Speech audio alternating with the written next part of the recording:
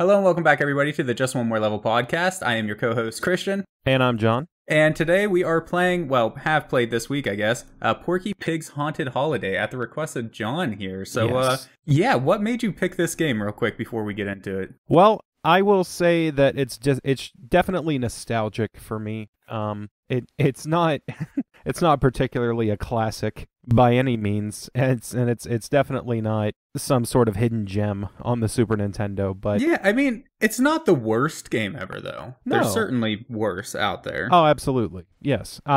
But yeah, it's just holds a special place for me. It's something that I used to play when I was a kid. When I was a kid, I had a Super Nintendo, and I had a decent collection of games, actually, including some standouts like your Super Mario World and Super Mario All-Stars and different things like that. But I also had a run of interesting titles. Interesting, yeah. Yes, I think that's a good word to sum up this game, actually. Right, yeah. And one of those titles was a Scooby-Doo game that I really, really loved for the Super Nintendo, but nice. Upon replaying it, it's... Yeah. It used to scare the socks off me as a child, as did this game, Porky Pig. Porky Pig's Haunted Holiday. I always called it Porky Pig's... Holiday, yeah. I always called it Porky Pig's Night because that's how the story is framed. Yeah, so since you have more experience with this game than I do, why don't you go ahead and give everybody just the real quick synopsis here? Yeah, the synopsis is that the game opens on a paragraph screen. It's just a picture of Porky Pig lying in bed ready to go to sleep, and he is reading brochures for vacation. So the game's title of Holiday is in reference to the vacation holiday. It's not a holiday themed game. So he's reading about where he wants to go on vacation, and apparently this is making him a very anxious little pig. So when he goes to sleep that night, he has a nightmare of all the different places that he read about visiting, I guess. Yes. Yeah, so the different levels are the Haunted Woods. You start out there, and then you progress to a gunslinging town, has that sort of a theme, and then you progress to an underwater level. It's Atlantis. And then I think after that there's some mines. That's one of the levels after that, and eventually the last level, I think there's only 6. The last level takes place in a castle. And I admit I only played the first few levels in my little over an hour, so I don't know much about what happens after Atlantis. Right. But you say 2 more levels, a mine, and what was the last one again? The last one was a castle. There's one in between. I can't remember what it was. It's been a while since I've played the game all the way through. Sure. Yeah. But I because I just like you, I just played about an hour in preparation for this podcast here. Yeah. Just a refresher here. Right. I will say one of the things that I enjoyed about the game though was the art style of it. Having that Looney Tunes license, I feel like they did an excellent job with the art, the inclusion of characters. So the first level is the what do you call it? The graveyard? Is that what you called it? The Haunted Woods. The Haunted Woods, yeah. I don't know who chooses to vacation at the Haunted Woods. No. But so the first level is a Haunted Woods themed level. And one of the interesting things is there's some platforms that you can stand on that you get scared by, like Daffy Duck just kind of like pops his head in the side of the screen. He's all got like some freaky makeup or just like, I don't know, looking a little sick on the side there, just hops in, screams at you and scares the bejeebus out of you. Right. And but the whole thing is done really well. And another one of the animations I really liked is whenever Porky Pig takes damage, whenever he dies, it's like a weird like claymation kind of like just turn into a puff of smoke and like these little chunks. It's really interesting, and that is one of the best the best things about the game, in my opinion, is that the art is actually really nice in most of the game. Yeah. Yes, and I especially love they made good use, and this game came out, I should say, pretty late into the Super Nintendo's life. This was right up to the mark of the N64 and the PlayStation being released. You know, it was 1995, so they had a good few years under their belt in developing Super Nintendo games to know how to fully take advantage of the system's capabilities, and I think they did a really good job of that. There's a lot of levels that take advantage of like the parallax scrolling, how the environment can appear different levels away from you and move accordingly. And some of the background artwork is also amazing, especially in the Haunted Woods. You got a lot of like trees in the background with these contorted faces and their eyes follow you as an illusion across the screen. Yeah. And the boss enemy designs, I think, are actually really, really good. They are. From a art standpoint, I would completely agree with you. Right. And kind of the stages that they're in are very nice as well. Right. I have some gripes about the bosses though. Oh, sure. But yeah, I mean, it's my problem with the bosses. Like you were saying, the design of them is really interesting, and it is. And again, they kind of draw from their Looney Tunes license that they have to include some of the characters. I'm terrible at Looney Tunes. What was the level 2? What was his name? Yosemite Sam. Yeah, Yosemite Sam, that's it. And but my problem with them is that each boss only has one stage. So it's just they do the same thing over and over and over again until you hit them like approximately 5-6 times or whatever, and then they're dead. There's no like in his stage, for instance, he does a little dance, fires a couple bullets at the ground. You have to dodge those bullets that are bouncing up and down across the screen, and then he'll fire a bullet straight across, and you have to hit a what do you call that? A seesaw? Yeah, it's like a seesaw that shoots a frying pan in the air and it deflects the bullet. Exactly. Yeah, it deflects the bullets, and then off screen it hits like the chain for a chandelier or something like that, and then the chandelier comes crashing down on him and defeats the boss. So I actually found that to be a really interesting concept for a boss. I thought that was really unique. Right. But the problem was it was the exact same thing like 6 times. There was no difference in it. You could literally you would stand and wait. As soon as he shot, you would walk to a different spot, wait for the bullets to pass by you, and then instantly, as soon as the bullets would pass by, you jumped on the seesaw, and that was it. Right. So I thought that they did a really interesting job with the concept for the bosses and the art for the bosses. But man, if they would have just varied it up a little bit, maybe gave them a couple different moves they could use or whatever. Yeah. That's my biggest gripe with the bosses. Right. And that's totally fair. Like I said, this game, we're not claiming it to be a hidden gem or something.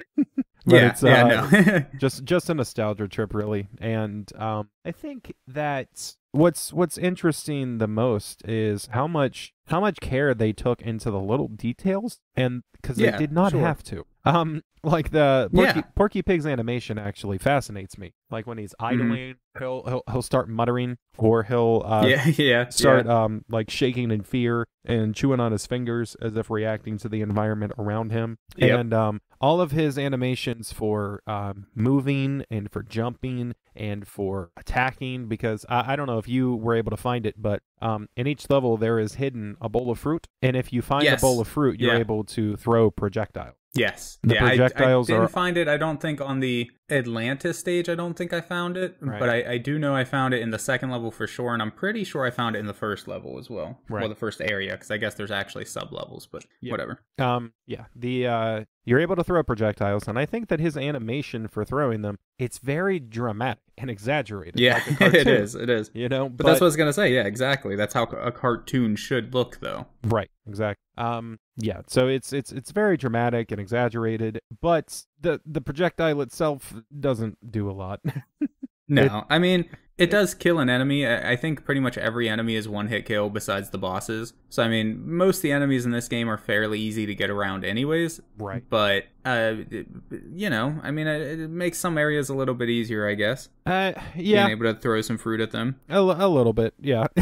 But speaking of, go ahead. Sorry, you can finish up your thought. Yeah, but the all of the enemies in the game are designed to be jumped on, because the ability to throw fruit, there's no recharge for that. There's no items you have to find to fill up an inventory so that you can throw fruit. It's constant. Yeah, you just find the bowl of fruit, and then once you find that bowl of the fruit, you have that ability until you die. Right. Basically. Right. And so they couldn't very well make it so that you had to have that power up in order to fight certain enemies. So they designed the levels to be completed without having that. And that's so it's sort of a weird little thing. And the projectile is awful. It doesn't go in a straight line. It goes in an arc. No. Like he's actually throwing it, basically, right, is the idea there. To be fair, but it is very difficult to actually hit things. Fair. Depending on, you can go ahead, say what you were going to say there. Yeah, so all I was going to say was, speaking of like finding that bowl of fruit in the level, one of the things that I actually really enjoyed was that the game really rewards exploration. Yeah. There are so many little secrets and hidden areas and different ways to move around and things like that, and you can jump off of enemies to get to higher areas that you normally wouldn't be able to get to. Right. it really does do a good job of rewarding exploration, except for the fact I will say the pickups that you get are kind of worthless for the most part. The only ones that really came in handy for me personally were the 1-ups. Yeah, the 1-ups and the heart. Yeah, because I forgot about the hearts. Yeah, hearts give you back health. Right. But anyways, yeah, I mean, because like you said, the bowl of fruit that gives you the projectile, it's nice, I guess, but it's definitely not a necessity for the game. And then the other big collection item that you can collect are like little cupcakes or whatever. Yeah, little cupcakes and little pieces of cake, and they just add to the point value. I was gonna ask, like, what the hell is the point of them? Like, I remember collecting so many of them, and they never seemed to do anything. No, which I know that was a fairly common thing for Nintendo and Super Nintendo games, was because coming from arcade games and things like that, pretty much every game had a point total. It was pointless, but it was there. But it just didn't make any sense to me. It's just, that's one of the things about old games that, for the most part, just, I don't understand why they put it in all the games they did. Right, yeah. And then, this one especially, because it's kind of set up similar to like a Castlevania, you know? Kinda. Well, yes and no. I mean, I kind of get what you're saying. Like the very first Castlevania, maybe, like where there's no like backtracking or anything like that. Yeah, it's linear. Yeah, sure. It's got a spooky atmosphere. It's, you know, you're progressing from one stage to the next. You do a little like whip swinging and stuff like that. Yeah, a little whip swinging. Yeah, it reminded me just a little bit of Castlevania 4. Maybe I'm elevating it way above where it's supposed to be, but for me, just in my own minds, that's kind of what it reminded me of. I can see what you're saying, like the layout of the levels and things like that, but just before anybody gets their hopes up, the game isn't that good, though. Like, not nearly. No, but I can agree that just from a very vague standpoint, it is a platformer, with a lot of verticality and a lot of hidden paths, and there are enemies trying to kill you. So, in that sense, it's exactly like Castlevania. Just water it down to a couple of basic descriptors. Sure. Yeah, that's exactly like Castlevania. Yeah, exactly. Same game, really. I don't know what exactly the same everybody's game. talking about. Yeah, exactly. But no, so I'll get into some of the things that you might not know about it. Some of the things that I just remember from having played it so much over the years. Yeah, sure. By all means. You can restart the game right before you play it. Like, as soon as you click onto the first level, if you restart the game, you just restart your Super Nintendo. When it loads back up, it has a different season for the Haunted Woods. You can play in a variety of seasons. You can have summer, and it's completely clear. You can have, I guess, maybe spring. It's like summer, but it's raining the entire time. Sure. Okay. You can have autumn, and you can have winter. So the entire layout and artwork of the level is completely snowy. That's really interesting, actually. Yeah. Yeah, and I always thought that was a little bit weird, and it actually, I think when I replayed it for the first time and I finally beat it, I was just messing around with it, and I kept dying. So when I would die and I would go all the way back, I'd lose all my continues, I would end up with a different like season. And I was playing it alone in the dark, remembering how much it scared me as a child. And I thought I might have been losing my mind a little bit, because I remembered it looking a certain way when I had played it before. And I was like, Lord, why is everything snowy now? It was going to turn in... actually change? Yeah. Right. Did the game change, or did I change? You know? Did I change? I thought maybe it was going to be like a bit of a creepypasta type thing. And it turns out it's just fine. It was just a nice little clever thing to give it some variety. But and I believe, I could be wrong, was the Wild West town, was it at night for you? Was it set during the nighttime? Pretty sure it was during the day. Yeah, see, like when I played it just recently, it was set during the night. Everything was completely dark. That's cool. Right. So I'm pretty sure there's varieties of that as well. And there may be varieties on every stage. That is interesting, yeah. But I haven't progressed all the way through the stages enough to be able to say for sure. But I thought that was a nice little thing, and that was a ton of work. It was just like the animation for Porky Pig. Having dabbled with game design just a little bit now, I know how much work it is to put so many small things in the animations and add varieties of things. I cannot believe they had to have a completely different set of art assets for like the first level to do different seasons. I mean, not entirely, but definitely from summer to snow. Like you would have had to like redesign the ground tiles and redesign a few things in the trees and all that kind of stuff, which I guess if you're a studio the size of Sunsoft or Acclaim and you have dozens of people working on things, you're probably fine. It's not too much work. Yeah, it's not that big of a deal for them. But I mean, even then, I mean, for the game, because I mean, a lot of times these kind of licensed cartoon games or just licensed games in general, so often are they just treated as throwaway titles. Yeah. Not as much back then as they are now, but now especially. But even back then, you know, it was a fairly common thing. Right. So I feel like they didn't really have to put in the attention to detail that they did, though. I feel like they could have put in the bare minimum amount of work, just tossed it out there, collected their paycheck, been done with it. Right. But like you said, they did add a lot of really interesting little details, and I didn't even know about that. Right. What you're talking about, but that's actually very interesting, and that's one thing that... Okay, so spoiler alert. Yeah. I don't see myself ever trying to beat this game, per se. Yep. But I could see myself going back and just reloading the game. Right. Just to see how the first couple of levels change. Right. Right? Mm-hmm. So, I mean, yeah, that's actually really interesting. Mm-hmm. And I will say some other things about the game, though. Like, the controls, for instance, I actually feel the majority of the controls were done very well. Yeah. There was very little times playing the game where something happened and I was like, well, that was the control's fault. That was the game's fault, you know? Right. Most of the time it was like, yeah, okay, I hit the button too late or too early or I completely messed up that jump. I feel like they actually did a pretty good job at making it feel good while you're playing it. Right. Yeah. Very, very quick response out of the controls. Very easy maneuvering. You can maneuver while you're jumping, you know, like post jump, which is, I mean, I know that sounds very, you know, straightforward and obvious, but with a lot of older games... Not every game lets you do that, yeah. Right. Castlevania, for instance. Yep. A lot of older games... You didn't have that option, yeah. You just jumped in the direction you were facing pre-jump, and you couldn't alter course post-jump. I mean, the Mario games have always been really good about control, so in Mario, you can alter your course post-jump and use I mean, Mario is kind of the gold standard for 2D platformers, though, right? Like, that's what everybody aims to be. Right. But yeah, it's just one of those things there. It's a nice little touch. One more nice little touch that they didn't have to put in, but they did. Yeah. You know? But they did. And it's to its benefit. Now, to that kind of effect, though, of attention to detail, one thing that I feel they really missed was the level design to some degree. Like, the art is really good. The overall design of the levels, not bad. But there's a lot of blind jumps. There's a lot of large pits with insta-death or damage or whatever. There is, yeah. There's just a lot of things like that. And they did give you a button that lets you move the camera a little bit, like up, down, left, right, or whatever. Yeah. But it's so annoying when you're just running through a level to have to kind of stop, hold the camera button, and look around, right? Right. I feel like that aspect of it was probably more to encourage exploration and looking around the level for secrets, because there are some parts of it where you do just a normal jump or you jump on an enemy to get a little higher to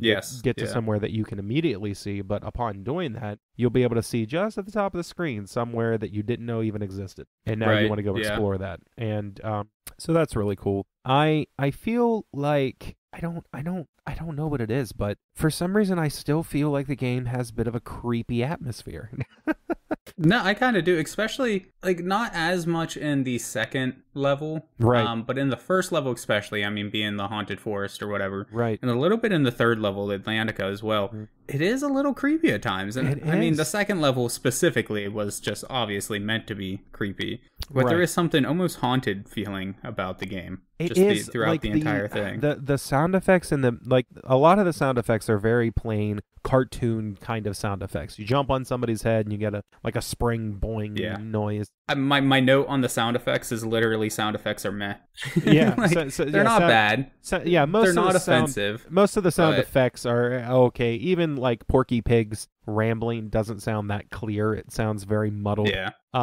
But the music, like the music soundtrack, it's not memorable music themes that you're jamming out to. Like Castlevania is kind of a spooky atmosphere with a lot of real nice, like, you can jam out to that chiptune music, you know what I mean? It has a lot of iconic soundtracks, but they went a totally different direction with this game. Yeah, they did. And the soundtrack for the first level specifically sounds like it's being played backwards. It has that kind of sound to it, and it actually reminded me a lot of like early creepypasta YouTubers. They would use similar music to accentuate the mood when they were reading their creepypastas off of the internet. You know, I didn't really notice it whenever I was playing it, but now, like, just thinking back to what the music was, like, I kind of see what you're saying there. Right. I would be interested. Maybe that's something we should do at some point, is just take that music and play it backwards and see what it sounds like. Oh my God, yeah. No, we would play it backwards and then it would sound normal because it would be played forwards now. Quite possibly, yeah. But I'm interested to see now. I'm just curious, yeah. Right. Yeah. But yeah, no, I definitely agree with you. The music for the most part was very, like you said, it's not something I'm jamming out to. It's not something I'm gonna buy the soundtrack for or whatever. Mm-hmm. But it was pretty decent. Yeah. And that's kind of the entire game, right? The entire game was, there's nothing super memorable besides some of the artwork. Right. But it's all decent. It's fine. It is. It is fine. Yes. And I was so nervous going back to a few years ago. It was actually, I think it was about 4 years ago. I played it all the way through and I beat the game. And I was really nervous going back to it because historically, when you go back to a game that you had so much fun with as a child and you try to play it again expecting it to be amazing, it's my trash. God. Yeah. Yeah. And the same thing goes for like movies that you watched as a kid that you thought were great, and then you watch them again and you were like, oh my God, what was how did I ever enjoy that? Mortal Kombat. Just as an example, I remember it was a few years back for me. Right. I think it came to Netflix or something like that. The original Mortal Kombat was. And I was like, oh my God, I loved Mortal Kombat when I was a kid or whatever. I watched the first like 5 minutes of it and I was like, I can't do this. This is it's so bad. The effects are so awful.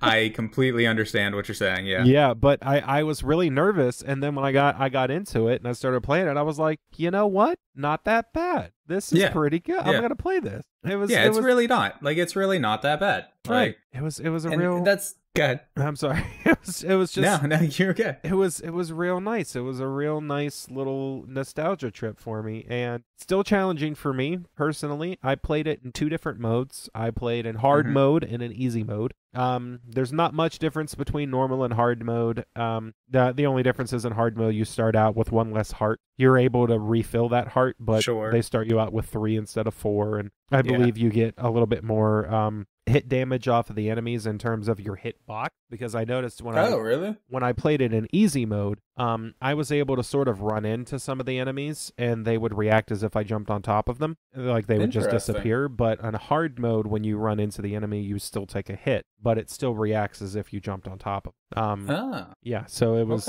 it was kind of interesting to see the way they did that. So I downshifted all the way into easy mode to try to play through the level a little bit more, and the boss fights are actually different in easy mode, which I thought was interesting. Yeah, in easy mode, for instance, Yosemite Sam, when he shoots the ground with his bullets, they just go into the ground. They don't ricochet all over the screen. Really? So there's okay. Yeah, that kind of defeats the whole, because like I mentioned earlier, the whole thing with the only time he can damage you is when he shoots in the ground or shoots straight across. Right. So that's taking away one whole aspect of that boss fight. Yeah. The game was very much meant for children, for young children at the time, for maybe 5-6-year-old players trying to play the game, which is what I was when I was playing the game, and probably why I had so much fun with it, because I remember beating everything up to Atlantis as a kid, and I could never get past Atlantis. So, because that's when it starts to get harder, and especially the mine. That's what I was gonna say. That's another one of my notes here is sudden difficulty spike in level 3. Yeah. Level 1 and 2, I was actually enjoying the game, like level 1 and 2. It was a simple game, obviously made for children, but I was enjoying it. It was pretty decent. I was like, you know what, this isn't that bad. It's pretty decent. And then level 3 came around, and that's when my 1 hour timer went off. But I was so close to the end, I was like, you know what, I'm gonna finish this level, and then I'm done. I'm not playing any more of this. This is it. This is where I call it.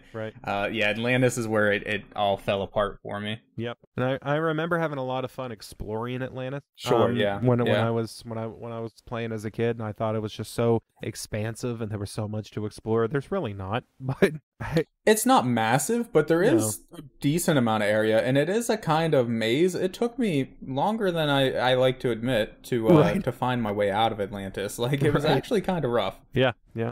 But I just feel like I don't know. I feel like people should play this game again. I feel like it should get a long overdue sequel.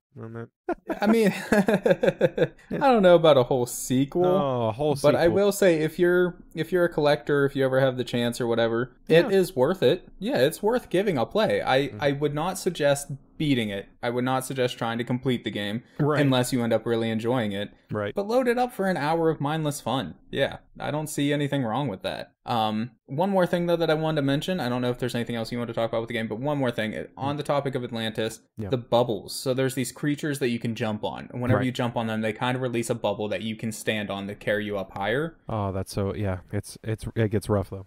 Yeah, it's not only are the bubbles very slow, which is just annoying because it means that it takes longer for you to get anywhere if you fall off them or whatever. Right. But there were multiple times where I was standing on a bubble and for some reason I just fell through it. Yep. Like, I would just be standing on it and the game would be like, no. Like, I'd be 3/4 up the way up a shaft or whatever that you have to ride up. And then all of a sudden I would just phase through this bubble and I was so annoyed with it. Right. I don't know what it was. Usually it happened around a ceiling. So like whenever there was another ceiling above me, but I would have so much room before that ceiling. I don't know if the hit detection's just a little bit off, if there's some kind of wonky hitbox or what, but also like jumping on them. Oftentimes I would jump and you would see the character kind of stick to it for a second and just slide off.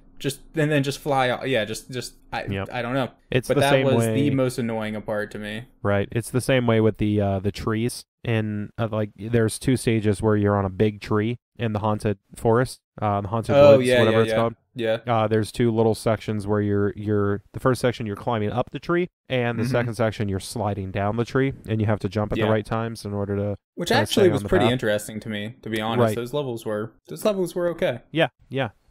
But there was a lot of times when I was playing it on hard mode that climbing up the tree was just so obnoxious. It was so difficult because I kept every time you jump off, there's this one little section I remember. There's like a little staircase, and they very cutely animate it with just little logs that stick out of the tree. Just little tiny logs that you jump on. But the staircase, when I would hit the log, and it didn't have a platform at the top for you to stand on to jump to the next one. It just went up straight in a line and then stopped. And as a character, if you encounter an incline, you can slide down it. And it's similar to Mario, where if you're sliding, you can hit enemies. But I could not get myself to just stick on the top because you can't immediately jump while you're sliding. So you have to keep jumping and hope that your jump will carry you just a little bit further up the platform. Right. And then you have to land right on the top and stick there so you can jump to the next one.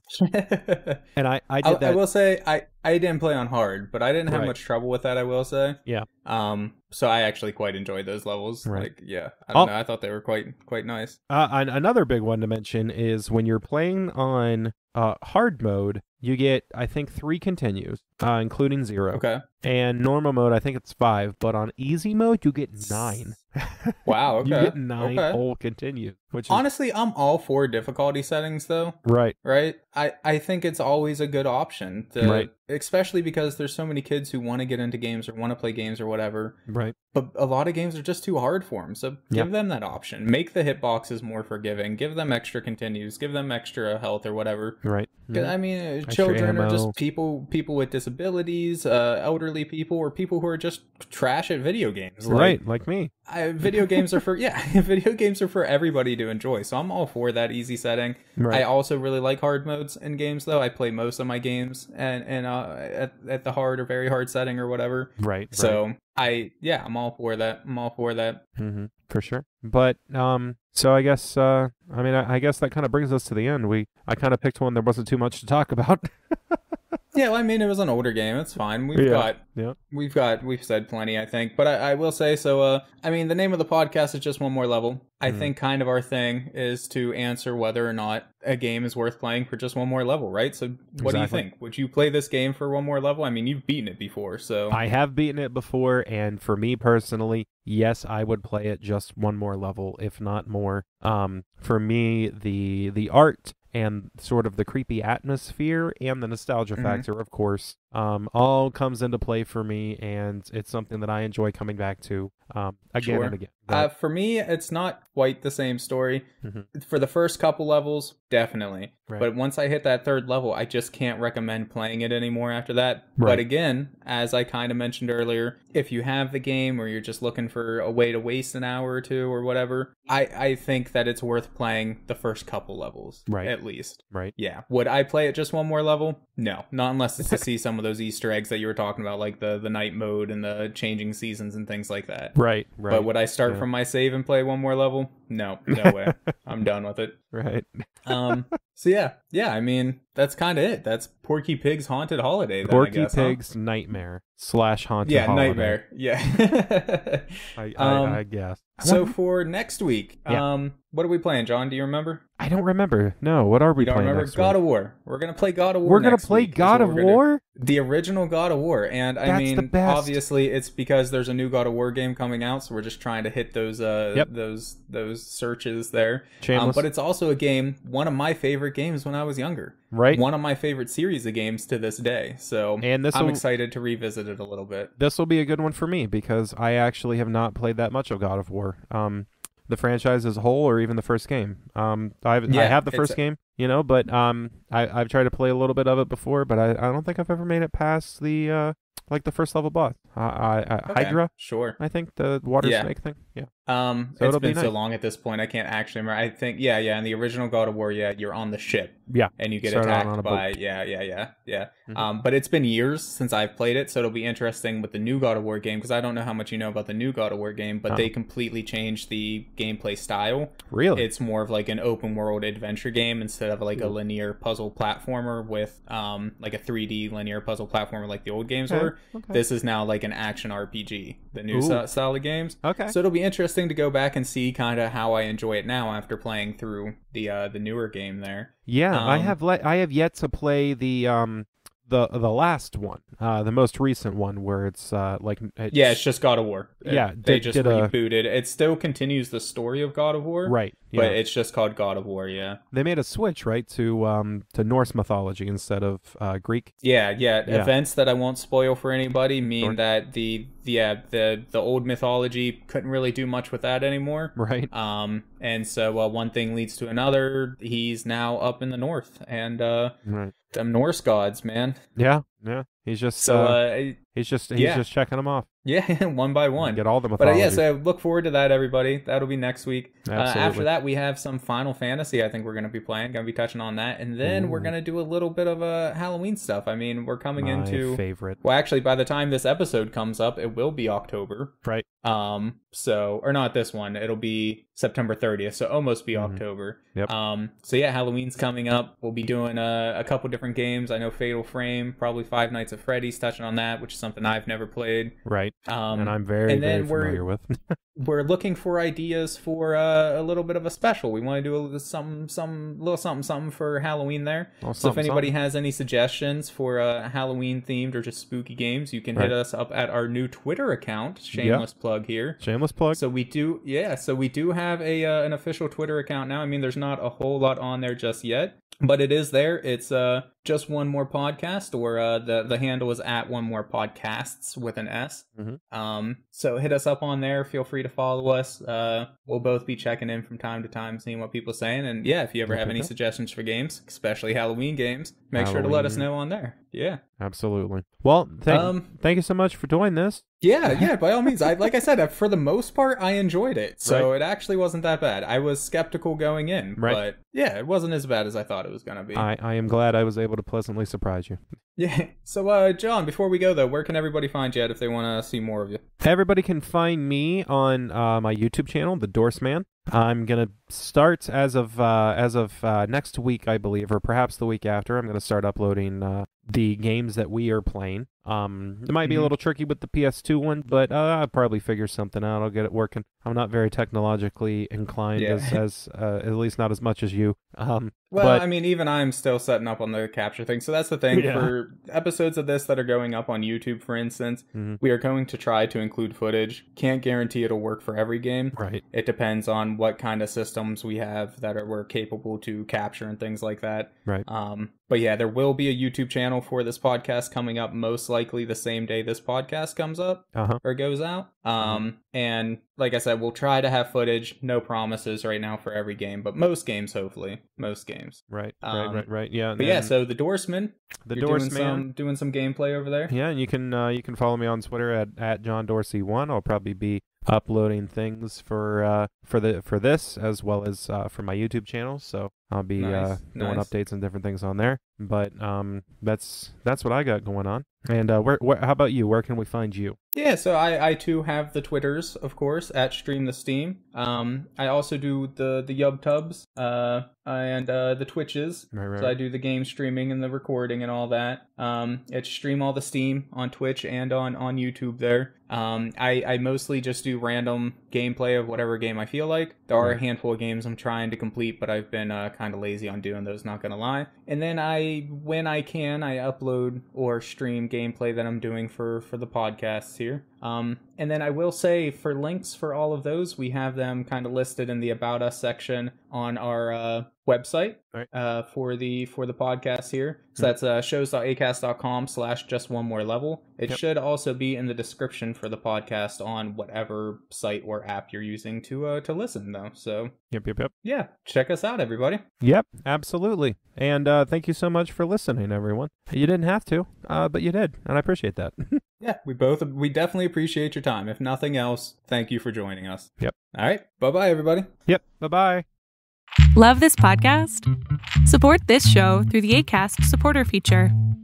It's up to you how much you give, and there's no regular commitment. Just click the link in the show description to support now.